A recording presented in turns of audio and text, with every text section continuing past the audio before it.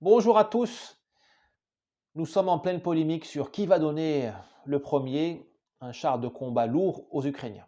Une fausse polémique parce que tout ça c'est un spectacle.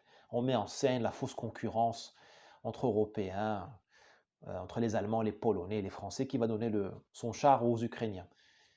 C'est comme, je m'excuse de l'exemple, il vaut ce qu'il vaut, mais c'est comme un couple qui flirte. Ils savent qu'ils vont aller concrétiser leur amour dans l'alcôve, mais ils font semblant pendant quelques jours de ne pas vouloir s'accoupler. C'est un peu ça, c'est un peu ça. Je me rends compte, enfin je note que nous sommes en train d'alimenter un pays qui est connu, ce n'est pas une information dissidente, il est connu comme étant une plateforme mondiale du trafic d'armement.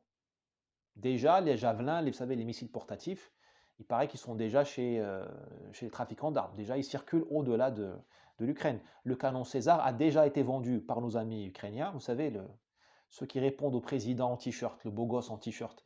Euh, les Césars sont déjà apparemment en Russie, certains d'entre eux, vendus par les Ukrainiens aux Russes. Et ce n'est pas la première fois que nous faisons ça.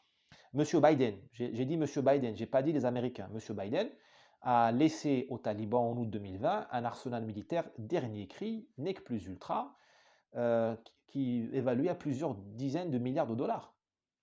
Les talibans ne savent pas s'en servir, n'ont même pas besoin de s'en servir, parce qu'ils contrôlent l'Afghanistan, non pas par les gadgets, mais par le contrôle social, on en parlera un jour. Les talibans ont dû revendre ça. Enfin, ça doit être déjà entre les mains des Chinois pakistanais, je ne sais pas quoi, kazakhs, et des groupes terroristes qui peuvent se le permettre. Ces objets valent cher. Bon, voilà. Et on vous dit que tout va bien, on s'occupe de votre sûreté, hein, de votre sécurité. Ben, si vous croyez au Père Noël, vous pouvez croire que M. Macron, M. Scholz et je ne sais quel président, Premier ministre polonais s'occupent de votre sécurité. Je voudrais bien voir leur tête quand une milice de banlieue ou des braqueurs de banque jetteront un javelin ou un missile ultra sophistiqué venu d'Ukraine sur un convoyeur de fond. Je voudrais bien voir la tête de nos chers politiciens, comment ils vont réagir. Je parie avec vous qu'ils vont retourner l'accusation sur vous. Ils vont dire que c'est votre faute. Une d'entre eux dira que c'est à cause du réchauffement climatique.